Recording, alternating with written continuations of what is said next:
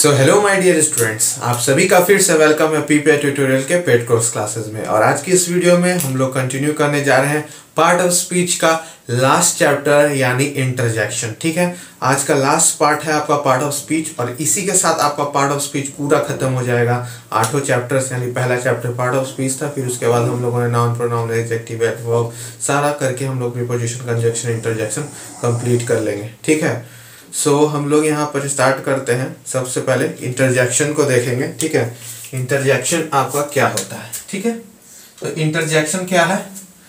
N interjection is a word which express some certain feelings और emotion. Express करता है some certain feelings और emotion. Some certain feelings और emotion को ये एक्सप्रेस करता है। तो हिंदी में क्या हो जाएगा? इंटरजेक्शन वह शब्द है जिससे आकस्मिक प्रसन्नता, दुख, आपका आश्चर्य या मन का कोई अन्य भाव व्यक्त होता है। यानी आपका सडन कोई भी अचानक से जो हम लोग का भाव होता है ना, उसको हम लोग एक्सप्रेस करते हैं इंटरजेक्शन के लिए। और इसमें हम लोग हमेशा एक ये चीज लगाते हैं, इसको क्या बोलते हैं? Exclamation mark. एक्सक्लेमेशन मार्क, ठीक है, एक्सक्लेमेटरी मार्क बोलिए या एक्सक्लेमेशन मार्क। ठीक है, ठीक है, तो ये आपको याद रखना है। ये क्या है? आपका एक्सक्लेमेशन मार्क है। इसके बिना इंटरजेक्शन नहीं हो सकता। तो कुछ एग्जांपल्स हम लोग देख लेते हैं। तो आपका सबसे पहले हम लोग देखेंगे यहाँ पे आह यानी हाय। ठीक है, ब्रावो, शाबाश, हेलो, एजिया ए, आह, हाय। ठीक है, ओह, हे, हश, चुप, अल्लाह हाय, हुर्रे, ये सब करके जो जितने भी वर्ड्स है ये आपका सडन फीलिंग्स को दर्शाते हैं। बस ये चीज याद रखिएगा, इसको ये आपका एक्सक्लेमेशन मार्क हो गया। ठीक है, इस चीज को बस याद रखना।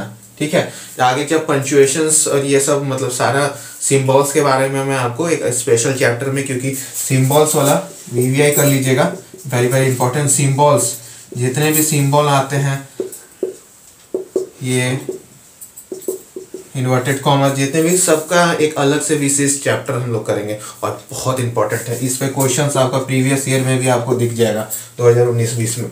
तो ये बहुत इंपॉर्टेंट चीज़ है। तो ये मैं आपको अलग से इस पे चैप्टर्स कराऊंगा। ठीक है, तो इसके लिए चिंता मत कीजिए। जितने भी आपको एग्जाम से रिलेटेड जितने भी इंपॉर्टेंट चीज़ें, कुछ भी नहीं छूटने वाला इंग्लिश में, और चाहे कोई भी सब्जेक्ट्स हो। तो जितना कराया जा रहा है उसको अच्छे से 3 से 4 बार एग्जाम आने से पहले कर लीजिए रिवीजन। थ्योरी प्लस आपका प्रैक्टिस बुक्स को अच्छे से कर लीजिए, प्लस प्रीवियस ईयर को अच्छे से प्रैक्टिस कर लीजिए। उसके बेस्ट पे जो प्रैक्टिस बुक्स मैंने दिया उसको कर लीजिए।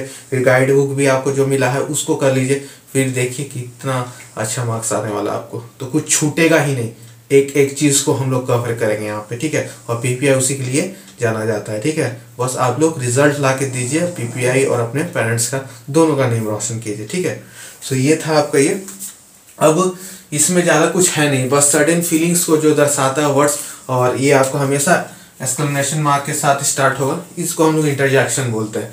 तो इंटरजेक्शन में ज़्यादा कुछ था नहीं। ठीक है, तो ज़्यादा कुछ इंटरजेक्शन में था नहीं, तो बस इतना ही हम लोग करते हैं अब इंटरजेक्शन में। ठीक है, अब थोड़ा सा कुछ देख लेते हैं हम लोग क्वेश्चंस। ठीक है, क्वेश्चंस क्या है कि आपको इसमें जितने भी सेंटेंस दे रखा है, सॉरी वर्ड्स दे रखा है, सबको बताना है कि वो पार्ट्स ऑफ स्पीच में क्या है। ठीक है, तो आपको बताना है राम क्या है, ईच क्या है, ए, वेरी, गुड, बॉय।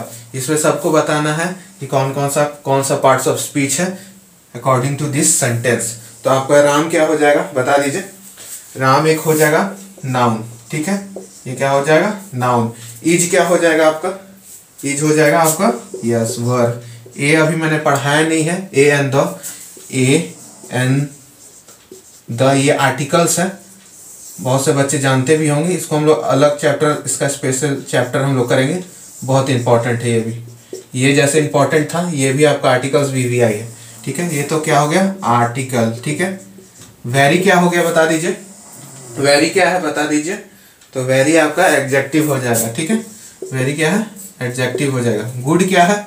गुड भी बता दीजिए। सॉरी, वेरी आपका एडवर्ब हो जाएगा, गुड आपका एडजेक्टिव हो जाएगा, क्योंकि ये ऐड कर रहा है मीनिंग वेरी में। ठीक है, और बॉय क्या हो जाएगा? ये भी आपका एक नाउन हो जाएगा। क्या हो जाएगा? आपका नाउन। ठीक है, नेक्स्ट में ऐसे ही देखते हैं हम लोग। Sita and Gita are going to Delhi. ठीक है, तो सीता तो साफ साफ यहाँ दिख रहा है कि नाउन है, एंड गीता ये दो सेम चीज को जोड़ रहा है, सेम स्तर के, तो ये क्या एंड क्या हो जाएगा आपका, सीता और गीता को सेम स्तर को जोड़ा तो कंजक्शन। कौन सा कंजक्शन, अभी तुरंत मैंने पढ़ा था, एक ही स्तर के चीजों को जोड़ता है तो कोऑर्डिनेटिंग कंजक्शन। गीता भी आपका एक नाउन हो जाएगा। आर क्या हो जाएगा आपका, वर्ब। गोइंग भी क्या दिया, तो वैसे हेल्पिंग वर्ब हो जाएगा, ये मेन वर्ब हो जाएगा, ठीक है।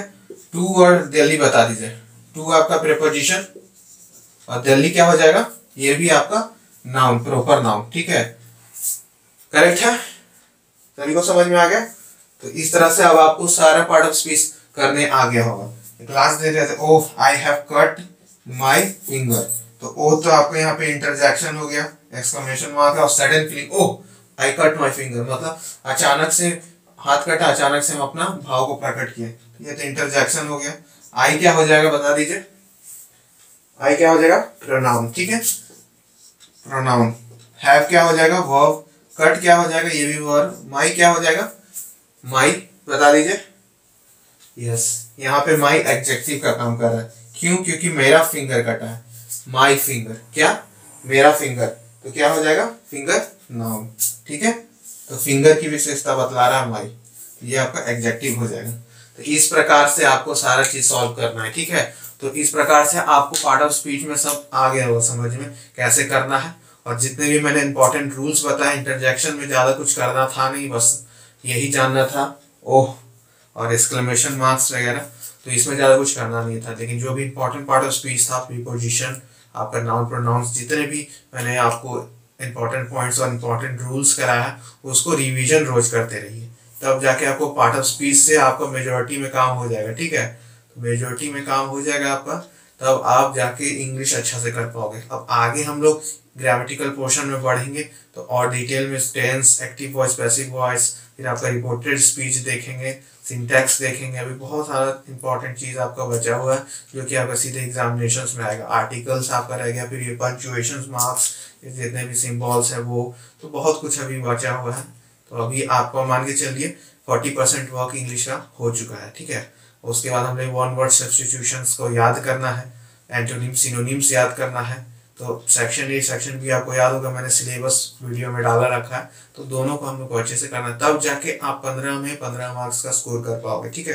तो अच्छे से कीजिए और रिवीजन बहुत नेसेसरी है, क्योंकि एग्जामिनेशन से पहले आप अगर अच्छा से इंग्लिश कर जाते हो तो आपको अच्छा स्कोर मिलेगा। और ये जो सारे सब्जेक्ट हैं, आपका हिंदी हो गया, आपका इंग्लिश हो गया, जीके हो गया, मैथ्स हो गया, ये सब आपको स्कोर दिलवाएंगे। और साइंस आपको रैंक दिलवाएगी, अच्छा कॉलेज सिलेक्शन आपका ये 4 सब्जेक्ट पढ़ के भी हो जाएगा, लेकिन साइंस आपको अच्छा कॉलेज दिलवाएगी, पटना में कॉलेज दिलवाएगी, पीएमसीएच, एनएमसीएच, जो भी कोर्स चाहते हो, फार्मेसी वगैरह, ठीक है। तो उसके लिए बेस्ट देना होगा सारे सब्जेक्ट्स में।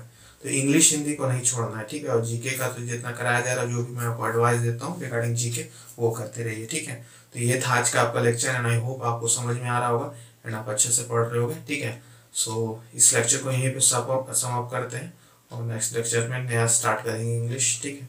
और अच्छे से नोट्स बनाइए और उसको प्रॉपर्ली रिवीजन करते रहिए। We have to win this battle and we will, ठीक है।